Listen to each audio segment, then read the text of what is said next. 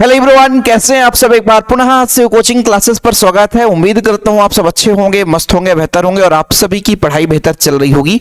New batch में बच्चों लगातार आप लोगों के लिए कंटेंट प्रोवाइड किया जा रहा है और बोर्ड एग्जाम के लिए हमने प्लेलिस्ट बना दिया है ताकि आपको भटकना न पड़े। कोई बच्चा बाद में भी देखे तो प्लेलिस्ट में जाकर के वीडियो देख ले। चलिए, आज का हमारा टॉपिक है द्रव में बच्चों गैस या ठोस की विलेयता किस प्रकार से प्रभावित होती है।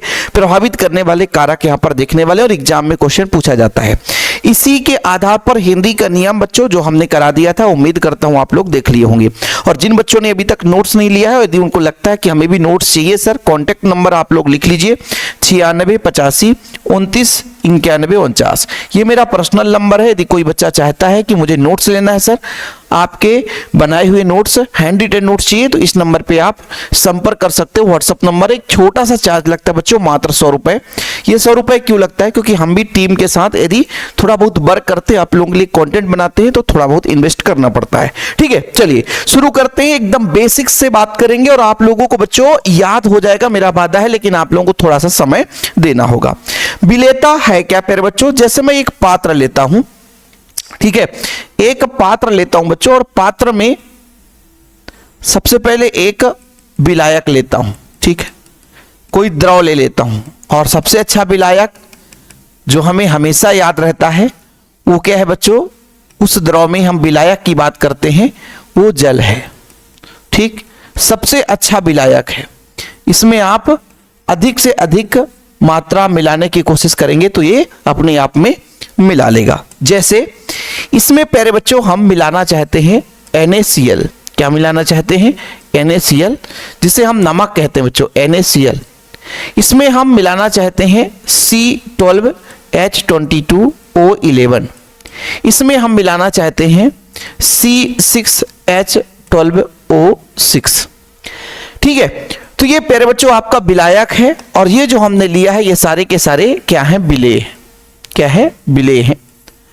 अब विलेय पदार्थ जो आपके सिलेबस में है, ये ठोस जब मिले या गैस मिले, ठोस मिले या गैस मिले, तो उसे कौन कौन से कारक प्रभावित करते हैं उसके बारे में आपके सिलेबस में दिया गया है। तो सबसे पहले तो शब्द आता है विलेयता। विलेयता है क्या? विलेयता है क्या? थोड़ा समझना बच्चों, विलेयता है क्या? किसी विलायक को मैंने ले लिया, कोई द्रव ले लिया बच्चों, उसमें विलेय पदार्थ को मिलाता हूं, तो विलेय पदार्थ कितनी अच्छे तरीके से उसमें घुल पा रहा है, कितने अच्छे तरीके से मिल पा रहा है, उसकी जो क्षमता है वो विलेयता कहलाती है। जैसे मान लीजिए मैंने NaCl मिलाया, सॉलिड यानी ठोस NaCl मिलाया, वो NaCl कितनी ज्यादा मात्रा में इस विलयन में या विलायक में या द्रव में अच्छे तरीके से मिल पा रहा है, वो उसकी विलेयता कहलाएगी। यानी विलेय होने की क्षमता, अच्छे तरीके से मिलने की क्षमता, वो विलेयता कहलाती है। किसकी विलेयता ज्यादा है? जो जितना अधिक मात्रा में घोल सकता है उसकी विलेयता ज्यादा होगी। जैसे प्यारे बच्चों, मैं जब पानी में शक्कर मिला दूं, नमक मिला दूं और थोड़ा सा गर्म कर दूं, तो आसानी से वो क्या होता है? घुल जाता है, मिल जाता है, क्योंकि उसकी विलेयता ज्यादा है। दूध में आप पानी डाल दो, है ना, आसानी से वो मिल जाता है, अणु एक दूसरे से संपर्क में आते हैं और एक दूसरे को एब्जॉर्ब कर लेते हैं, भैया उसकी विलेयता ज्यादा है। तो विलेयता जो शब्द है बच्चों, यदि कोई क्वेश्चन पूछते विलेयता है क्या, विलेयता का मतलब किसी विलेय पदार्थ का विलायक में घुलने की क्षमता, या ऐसा भी कह सकते हो बच्चों, किसी विलायक का विलेय पदार्थ को अपने आप में घोलने की जो क्षमता है वो उसकी विलेयता कहलाती है। कितना ज्यादा मात्रा में वो विलेय हो पा रहा है वो उसकी विलेयता कहलाती है। या ऐसा भी कह सकते हो कि किसी भी विलायक में विलेय की घुलने की जो प्रक्रिया है वो प्रक्रिया आपकी विलेयता कहलाती है। लेकिन बच्चों, विलेयता एक प्रकार से आप सबको पता है कि विशेषता बताता है, इसका मतलब एक गुण की विशेषता बता रहा होता है। तो मैं ये कहना चाहूंगा कि किसी भी विलेय पदार्थ का विलायक में घुलने की क्षमता या विलायक का विलेय को घोलने की जो क्षमता है, जो पावर है, वो उसकी विलेयता कहलाती है। तभी तो हम कहते हैं कि NaCl को हमने पानी में मिलाया और गर्म कर दिया तो उसकी विलेयता बढ़ गई, मतलब ज्यादा मात्रा में उसको विलेय कर रहा, अपने आप में एब्जॉर्ब कर रहा, अपने आप में वो मिला रहा है। तो कोई पदार्थ किसी अन्य पदार्थ में कितनी मात्रा में वो विलय हो रहा, कितनी मात्रा में उतनी अच्छी तरीके से मिल रहा है, वो उसकी विलेयता कहलाती है। और इसी विलेयता को प्रभावित करने वाले कारक आपके सिलेबस में दिया हुआ है कि यदि मान लीजिए प्यारे बच्चों हम किसी द्रव में ठोस पदार्थ को मिलाना चाहते हैं या गैस को मिलाना चाहते हैं तो उसकी विलेयता कितनी होती है और विलेयता को प्रभावित करने वाले कारक कौन कौन से हैं। जैसे मैं एक सॉफ्ट एग्जाम्पल आपको समझाना चाहूं कि एक छोटा सा एग्जाम्पल आप लोगों को कि प्यारे बच्चों एक पात्र है और उस पात्र में आपने क्या भर रखा है, कोई आपका बिलियन ही है, क्या बच्चों बिलियन है, ठीक है, इसमें क्या भरा हुआ है बिलियन है। और यदि इस बिलियन में आप किसी गैस को मिलाना चाहते हो, किसी गैस को मिलाना चाहते हो तो क्या मिलेगा। ऐसे नॉर्मल कंडीशन में किसी गैस को मिलाना चाहते हो तो बिल्कुल अल्प मात्रा में, यदि थोड़ा बहुत मिलेगा भी तो अल्प मात्रा में इसके सतह पर आकर के जमा हो जाएगा, अंदर तक नहीं जा सकता, क्योंकि प्यारे बच्चों अभी वो उतनी अंतरक्रिया हो ही नहीं पाती है। जैसे मान लीजिए पानी में यदि ऑक्सीजन देखोगे तो अंदर तक वो चला जाता है, लेकिन प्यारे बच्चों इसमें दाब लगा दिया जाए, पिस्टन लगा करके ऊपर से दाब लगा दें, ऊपर से क्या कर दें दाब लगा दें, पिस्टन लगाकर ऊपर से दाब लगा दें, तो ये जो गैस के अणु हैं द्रव के अंदर तक पहुंच जाएंगे, बिलियन के अंदर तक पहुंच जाएंगे। तो जो हमने बाहर से दाब लगाया बच्चों, जो हमने बाहर से जो दाब लगाया ये इसके विलेयता को प्रभावित करने वाली कारक हो गई। क्या होगी बच्चों, विलेयता को प्रभावित करने वाली कारक। जो हमने दाब लगाया वो गैस के विलेयता को प्रभावित करने वाली कारक हो गई, क्योंकि दाब लगाया बच्चों तो जो गैस है वो द्रव के अंतर आणविक स्थान पर जाकर के जमा हो गया और अच्छे तरीके से मिल गया। तो कहीं ना कहीं दाब बढ़ाने पर गैस की विलेयता बढ़ गई, किसमें, द्रव में या विलयन में। तो ये प्रभावित करने वाला कारक हो गया। अब जैसे बच्चों इसी में देखना, थोड़ा सा समझिएगा, मजा आ जाएगा, कुछ है ही नहीं यार। दूसरा मैं कहता हूं ताप। क्या बच्चों, ताप।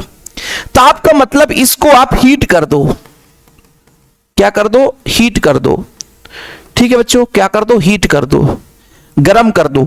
अच्छा गरम करने से क्या होगा आप बताओ। हम जानते हैं कि कोई भी गैस जो होता है गर्म होता है तो हल्का होता है, और हल्का होता है तो ऊपर की ओर उठता है। तो जब गर्म करेंगे तो ये गैस हल्का होकर ऊपर की ओर उठेगा, तो इसकी विलेयता कम हो जाएगी। देखो लास्ट में आप लोगों को क्या क्या लिखना वो सारा चीज मैं पीपीटी में लिख के लाता हूं ताकि आप लोगों को नोट्स बनाने में दिक्कत ना हो। पहले आप क्लास में अच्छे तरीके से मैं जो समझा रहा हूं उसको समझे, इसके बाद लास्ट में आप लोग लिखेंगे, इसमें आप लोगों को कोई परेशानी नहीं होगी, स्क्रीनशॉट लेने का समय दूंगा।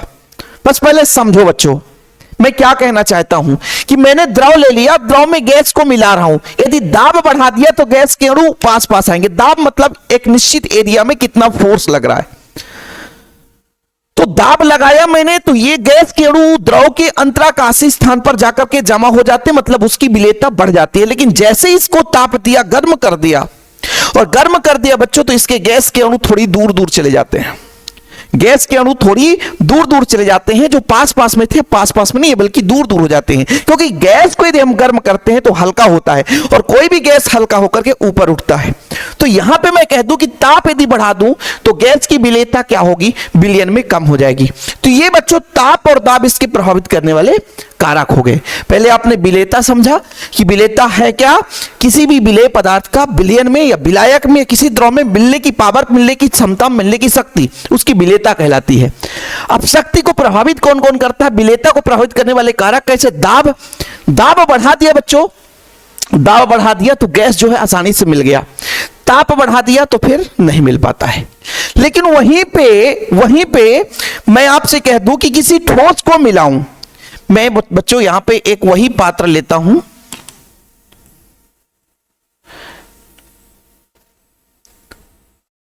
ये अपना द्रव है भाई, देखना ठोस मिलाऊंगा तो क्या होगा। विलेयता को प्रभावित करने वाले कारक एग्जाम में आता है, इसलिए मैं आपको समझा रहा हूं। इसमें बच्चों मैंने द्रव ले लिया H2O, ठीक, और इसमें ठोस मिलाता हूं। ठोस का मतलब क्या मिलाता हूं, जैसे NaCl, क्या मिलाता हूं, NaCl, सोडियम क्लोराइड, नमक, नमक का ठर्रा देखे हो आप लोग, ठीक है, यहां पे बच्चों आपको मिला देना है, ठीक। अब देखो, आपको अपने दैनिक जीवन में एक उदाहरण बताता हूं कि आप लोग देखोगे कि जब खाना बनाते हैं और नमक डाल देते हैं और गर्म करते हैं तो आसानी से घुल जाता है। जब हम इसको ताप दे दें बच्चों, जब इसको ताप दे दें, क्या दे दें? ताप। तो ताप देने पर इसके अणुओं में गतिज ऊर्जा बढ़ती है, आपस में गतिज, जो अणु है बच्चों वो गतिज ऊर्जा बढ़ती है, ठीक है, गतिज ऊर्जा बढ़ती, गति करने लग जाते हैं।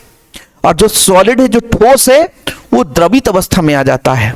और जब वो द्रवित अवस्था में आ जाता है तो आसानी से इसके साथ मिल जाता है। यदि मैं आपसे कह दूं कि किसी ठोस में ताप का क्या प्रभाव पड़ता है, तो आप कहोगे कि सर यदि ताप बढ़ाएंगे तो ये मुख्यतः इसके अंदर जो विलेयता है वो बढ़ जाएगी। किसी द्रव में ठोस पदार्थ की विलेयता बढ़ जाएगी। ये दो कंडीशन पर निर्भर करता है, एक तो ऊष्मा शोषी, एक तो ऊष्मा छेपी। यदि ऊष्मा शोषी है, ऊष्मा ग्रहण करने की क्षमता रखता है, ऊष्मा शोषी है यदि प्यारे बच्चों, ऐसे ही ऊष्मा शोषी है, ऐसे शॉर्टकट में क्वेश्चन कभी कभी पूछ देता है, तो अभिक्रिया की दर बढ़ जाएगी। यदि विलेयता, ठोस की द्रव में विलेयता बढ़ जाएगी।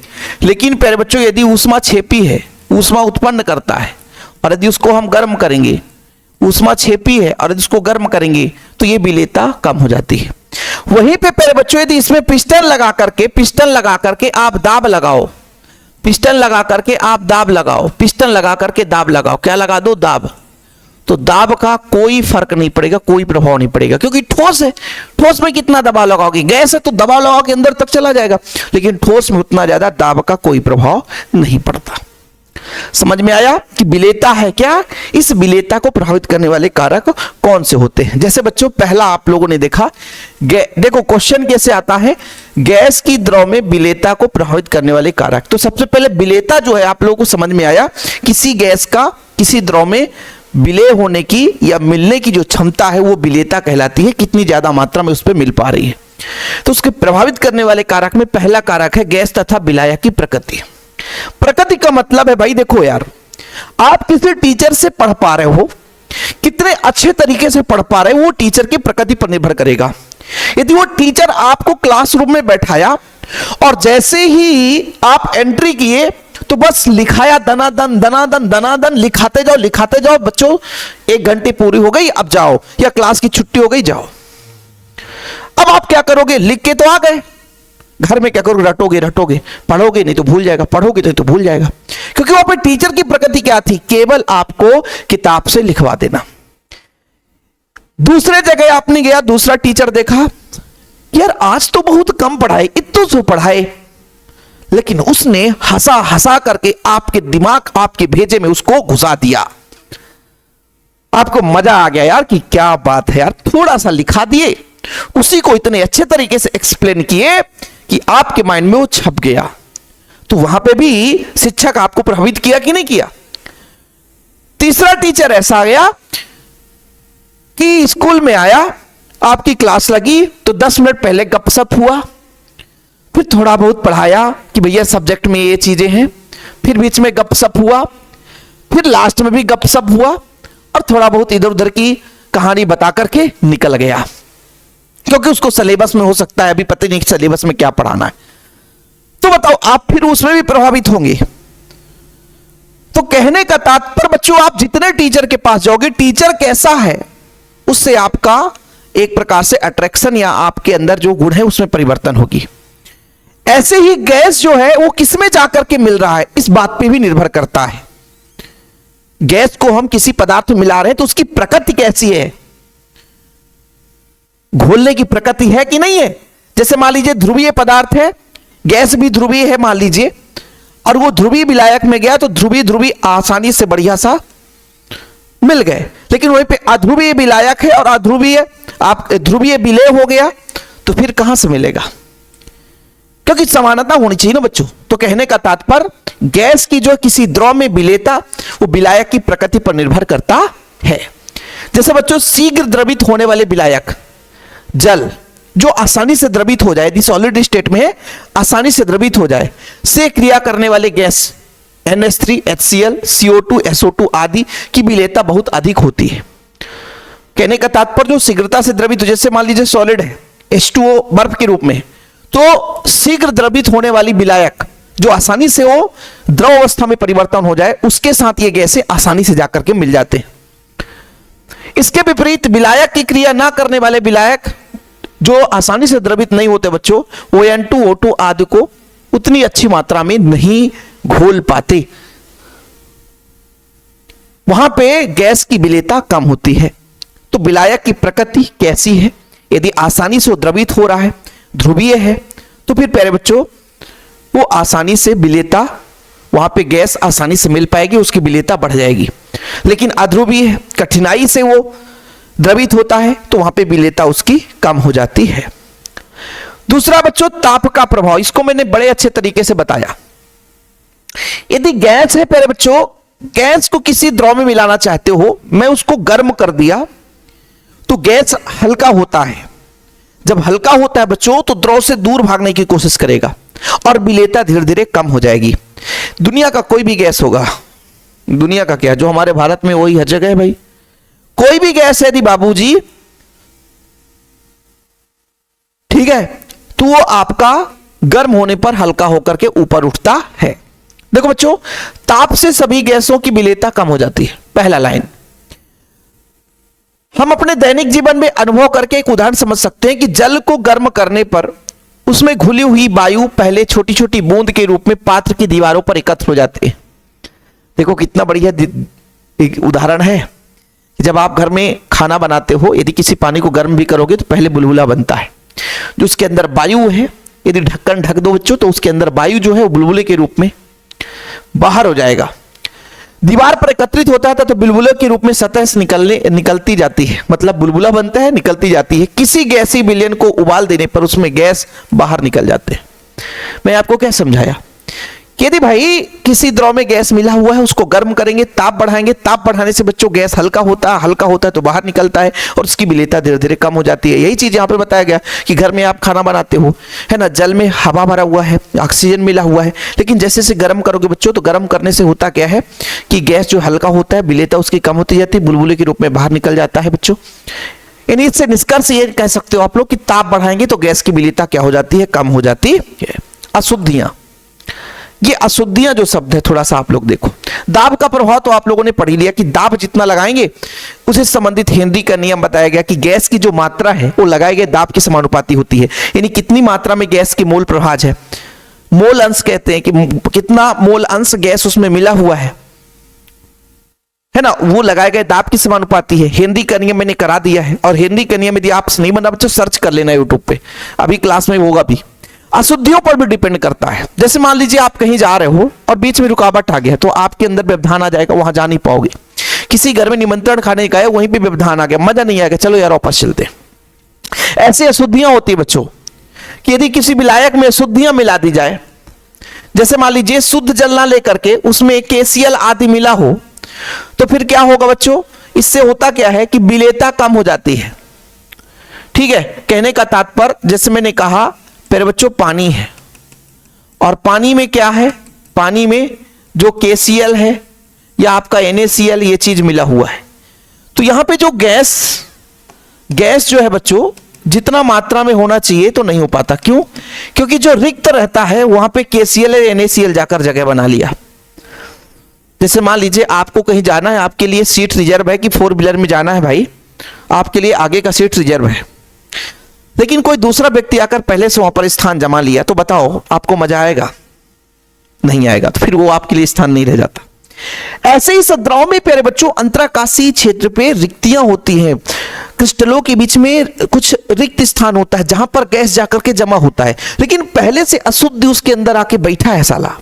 तो फिर बताओ भाई किसी गैस की कितनी क्षमता होगी, कितना भी क्षमता कर लो ना, पहले से वहां पर बैठा है व्यक्ति, उसको उठा नहीं सकते। आपको कहीं घूमने जाना है, पहले से आपका दोस्त आगे बैठ गया, तो फिर आप उठा सकते हो? हिम्मत ही नहीं होगी, वो भी उतने पैसे दे रहा है। ऐसे ही यदि किसी द्रव में अशुद्धियां, किसी विलायक में अशुद्धियां हैं बच्चों, तो हम किसी गैस को मिलाना चाहेंगे, वो उतना आसानी से नहीं मिल पाएगा, क्योंकि उसके अंतराकाशीय स्थान पर ये अशुद्धियां पहले से घर बना करके बैठे हुए हैं। ठीक है, यही चीज यहां पर लिखा हुआ है। ठीक, जैसे आप लोगों के दैनिक जीवन में यदि आप लोग कभी भाई स्प्राइट लेना तो उसमें कार्बन 2 डाइऑक्साइड घुला रहता है, हल्का नमक डाल देना, झाग उत्पन्न हो जाएगा, क्योंकि वहां से जो कार्बन डाइऑक्साइड घुला है जिस रिक्त स्थान पे जमा हुआ है ना, NaCl गया, मारा धक्का, बोले चलो भैया बाहर, वो सीधा बाहर निकल जाएगा। कुछ समझ में आया? नहीं आया?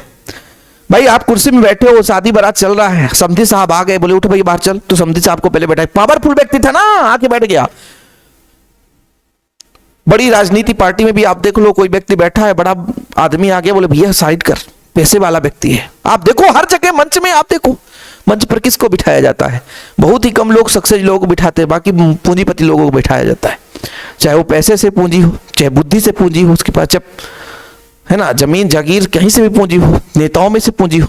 पूंजीपति होने का मतलब ही नहीं कि केवल पैसे ही बस हो, कई तरह की पूंजीपति होते हैं। तो कहने का तात्पर्य बच्चों, शीतल पेय पदार्थ में कार्बन डाइऑक्साइड मिला रहता है, लेकिन ऊपर से मार दे ससुरा का नमक डाल दो, और नमक डाल दो झाग बनेगा। झाग काहे बनता है? क्योंकि उसके अंदर पे बाबू रिक्त स्थानों में क्या था? कार्बन डाइऑक्साइड NaCl गया, बोला धक्का मारेंगे ससुरा तुमको, और धक्का मारा तो निकल करके भाग गया। अब कहां से उसके पास जगह बचा? तो भाई अशुद्धियां में क्या होता है बताओ ना, विलेयता कम हो जाती है, निष्कर्ष निकल कर आ चुका होगा। क्लियर बच्चों? ये जो दाब का प्रभाव है, इस दाब को प्रभाव दर्शाने के लिए हेनरी साहब ने एक नियम दिया, और वो नियम क्या है बच्चों? पिछले लेक्चर में बताया कि किसी भी गैस की किसी द्रव में विलेयता पावर उस पर सतह पर जितना दाब लगाया जाता है उसके समानुपाती होता है। ठीक है बच्चों, ये चीज मैं आपको एक्सप्लेन नहीं करूंगा, ये चीज आपको एक्सप्लेन नहीं करूंगा। मोल की जो संख्या x है वो सीधा सीधा दाब के समानुपाती है। जब समानुपाती हटाते हैं तो KH एक हेनरी नियतांक है। बाबूजी यही चीज आपको मैं पिछले लेक्चर में करा चुका हूं, तो अब भटकने की जरूरत है। हेनरी का नियम आपने पढ़ लिया, हेनरी का नियम, हेनरी के नियम के अनुप्रयोग मैंने कराया है। ठीक है बच्चा? तो इस तरीके से बच्चों किसी गैस की द्रव में विलेयता को प्रभावित करने वाले कारक हो गए। ठोस वाला तो मैंने आपको समझा ही दिया है कि ठोस दो चीजों पर निर्भर करता है, एक तो आपका ताप, एक तो आपका ताप, ठीक है, ताप बच्चों, दूसरा आपका दाब, और तीसरा आपका विलायक की प्रकृति। भाई ठोस मिला रहे हैं, जैसे आप शक्कर को सॉलिड ही बोलोगे, ठोस, ठीक है, H2O में मिला रहे हो, NaCl नमक, ये भी आपका बच्चों द्रव में मिला रहे हो, तो ये मुख्य रूप से दाब का कोई प्रभाव ही नहीं पड़ता। ताप बढ़ाएंगे तो हमने बता दिया कि ताप बढ़ाने पर अभिक्रिया तेजी से होगी, ठोस और द्रव के बीच में विलेयता ज्यादा हो जाएगी। विलायक की प्रकृति आप समझो, यदि हम विलेय पदार्थ की विभिन्न विलायकों में विलेयता पर विचार करें तो ज्ञात होता है कि ध्रुवीय विलायकों में अधिक विलेय होता है। यह चीज आपको पहले बता चुका। ध्रुवीय मतलब जिसमें दो आयन, जैसे HCl H positive Cl negative हो जाता है। NaCl है आपके पास, ये आपका सॉलिड है, यदि टूटता है बच्चों तो Na पॉजिटिव और Cl नेगेटिव बन गया। H2O है बच्चों, विलायक है, ये टूटेगा तो H पॉजिटिव और OH नेगेटिव आयन, मतलब दोनों ध्रुवीय हैं। और NaCl और आपका H2O मिल जाए ना तो आसानी से मिलेंगे तेजी के साथ, जितना शक्कर नहीं मिल पाएगा उतना ज्यादा मात्रा में NaCl, मतलब शक्कर की अपेक्षा नमक तेजी से मिलेगा बच्चों।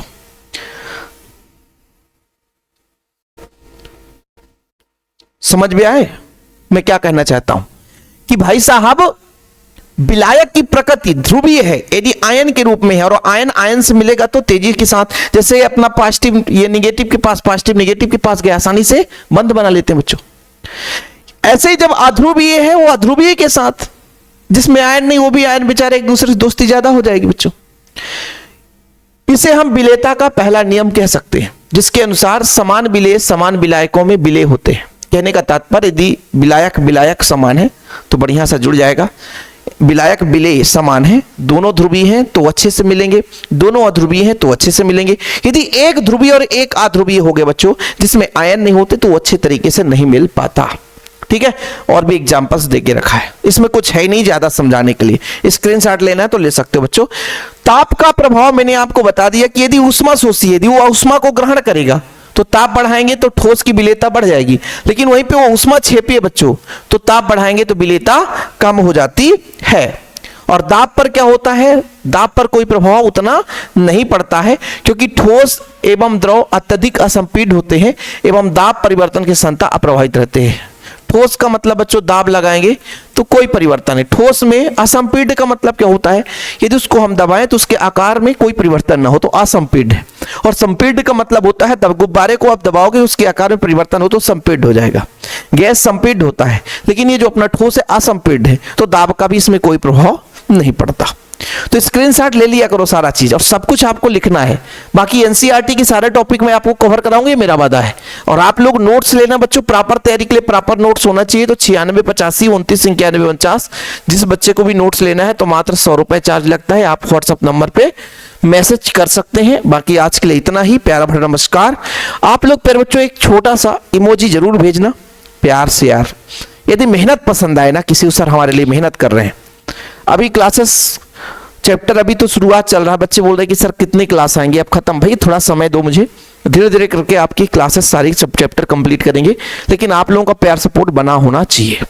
फिलहाल अभी के लिए इतना, एक छोटा सा लेक्चर था और इसमें जो महत्वपूर्ण चीजें वो मैंने करा दिया है।